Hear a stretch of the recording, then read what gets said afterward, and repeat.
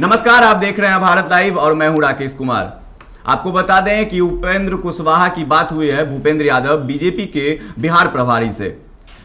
उनके बात होने के बाद काफ़ी सारे अटकलें लगाई जा रही है कि वापसी हो सकती है उनकी एनडीए में। हम ऐसा क्यों बोल रहे हैं, आप सबसे पहले आप सबों को बता दूं कि सुबह का रातों रात जो है हमारा शो चलता है, जिसमें आपने देखा होगा कि हमने जो है उपेंद्र कुशवाहा से लेकर रिलेटेड जो है काफ़ी सारी जानकारियां दी थी। और क्या कुछ हम ऐसा क्यों बोल रहे हैं उसमें साफ पता चल जाएगा। अगर आपने वीडियो नहीं देखा है तो सबसे पहले जाएँ, रातों रात का आज का जो एपिसोड है मेरा, आज जाके देखें। उसमें हमने और बाबा काफ़ी सारी जानकारियां दी गई थी उपेंद्र कुशवाहा को लेकर। जो महागठबंधन में जो अभी चल रही है, हमने बताया था कि महागठबंधन कहीं ना कहीं बैकफुट पे दिख रही है। एनडीए में अब काफ़ी सारे जो विवाद चल रहे थे, उसके बाद अब महागठबंधन में इस तरीके के जो माहौल पैदा हो गई है, उसको लेकर हम कह सकते हैं कि नीतीश कुमार के सामने जो है महागठबंधन जो है कमज़ोर पड़ रही है।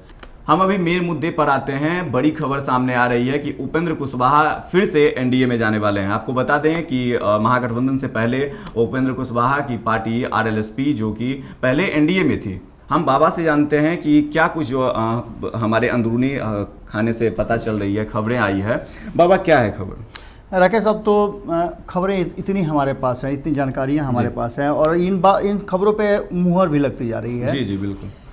ये खबरें हम बहुत पहले से दिखा रहे थे। हम संभावनाओं की बात कर रहे थे और ये संभावनाएं कोई हवाई नहीं थे। हम बार बार कह रहे हैं कि हम तथ्यों के आधार पर और जो हमारी बातें होती हैं उनके आधार पर हम ये बातें कर रहे हैं। उपेंद्र कुशवाहा जिस तरह से उनका अंतिम प्रयास था लालू प्रसाद से एक पहल कराने का, उनका अंतिम प्रयास था राबड़ी आवास में जाकर के तेजस्वी यादव से मिलने का, ये उनका अंतिम प्रयास था। वो सब जगह से जब बातों को समझ चुके थे तब वो अंतिम प्रयास के रूप में गए कि उन पर कोई दोष नहीं लगे। जी। और उस दोष के छुटकारा के लिए वो अंतिम बार मिलने गए थे। और मिलने के बाद जो उन्होंने कहा, चाय फीकी थी मीठी थी, तो चाय मीठी थी उन्होंने कहा था। और यहाँ से बातें शुरू हुई थी एक पॉजिटिव साइन की। लेकिन चाय मीठी थी का मतलब चाय तो मीठी होगी, और चाय मीठी थी इसका मतलब कि कहीं चाय वाले के पास तो नहीं जा रहे हैं। ये बातें बहुत महत्वपूर्ण होती हैं और यही सब बातें जो है राजनीतिक लोग कह करके और निकल जाते हैं। आपने एक याद होगा आप लोगों को भी कि कहा था नीतीश कुमार ने सदन में कि मिट्टी में मिल जाएंगे, लेकिन भाजपा अब कहाँ है वो। तो ऐसी बातें राजनीति में होती रहती हैं। लेकिन हम जिस मुद्दे पर आ रहे हैं कि जिस समय उन्होंने छोड़ा था उसके पीछे कारण थे नीतीश कुमार। क्या सवाल ये बड़ा है, क्या नीतीश कुमार एनडीए से आउट हो रहे हैं? जब उपेंद्र कुशवाहा जा रहे हैं बिल्कुल, तो क्या नीतीश कुमार आउट हो रहे हैं? ये बड़ा प्रश्न है। हम इस प्रश्न को यहीं छोड़ देते हैं। आप जनता जनार्दन इसको मंथन करते रहिए। इस पर भी आते हैं हम और आएंगे ही, खबर लेकर के हम आएंगे। एक बात बाबा ने अभी बताई, कुछ बातें इस पे गौर करिएगा, क्योंकि बाबा ने जैसा कहा कि चाय मीठी है, और अभी जो है जो अटकलें लग रही है उपेंद्र कुशवाहा को लेकर कि वो अब महागठबंधन से बाहर जा रहे हैं।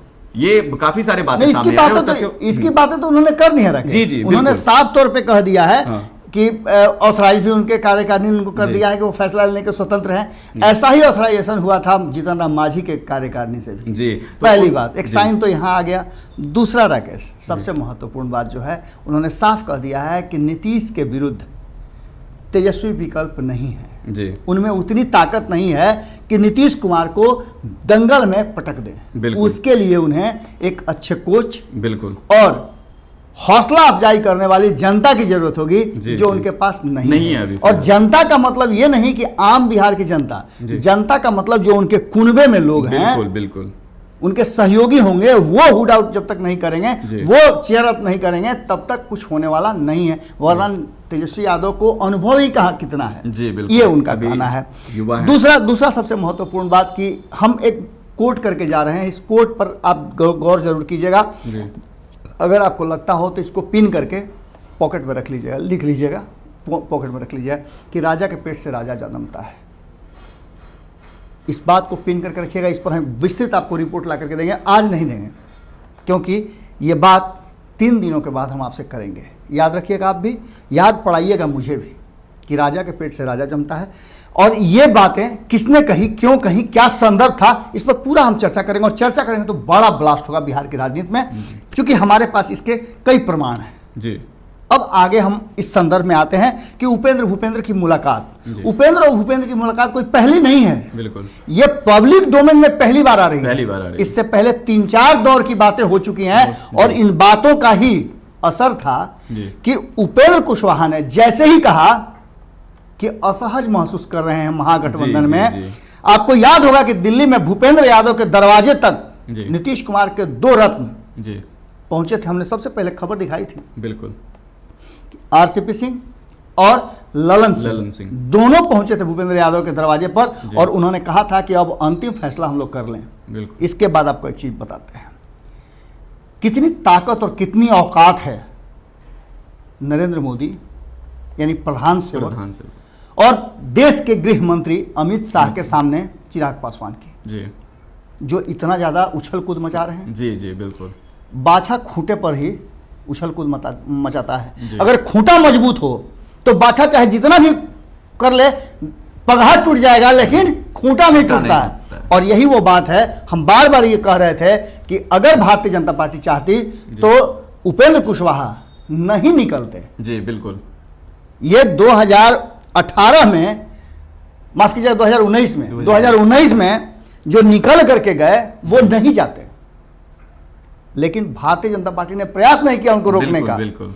नहीं तो नहीं जाते। और उनके जाने का फायदा किसे मिला ये सारी दुनिया जानती है। बड़ी योजनाएं बनती है भारतीय जनता पार्टी में, और जब से सत्ता में आए हैं उससे पहले से जो योजनाएं उन्होंने बनाई, जब उन्हें जरूरत पड़ा नीतीश कुमार को छोड़ दिया तो 2 सीटों पर आके लोकसभा में अटक गए। जब उन्हें जरूरत महसूस हुआ कि अब मौका है नीतीश कुमार को लाया जाए तो सृजन वगैरह वगैरह क्या क्या सब, हम लोग तो इस बात को तस्दीक नहीं करते हैं, लेकिन कहा जाने लगा कि सृजन घोटाले से लेकर के बहुत सारे ऐसे घोटाले थे जो नीतीश कुमार पर भारी पड़ गए और भारतीय जनता पार्टी के गोद में उन्हें जाना पड़ा। अब एक बार फिर से बिहार में चुनाव है और इस चुनाव में भारतीय जनता पार्टी किसे जरूरी समझती है, कौन भारतीय जनता पार्टी को पुनः सत्ता में वापसी करा लेगा, ये भारतीय जनता पार्टी बेहतर जानती है।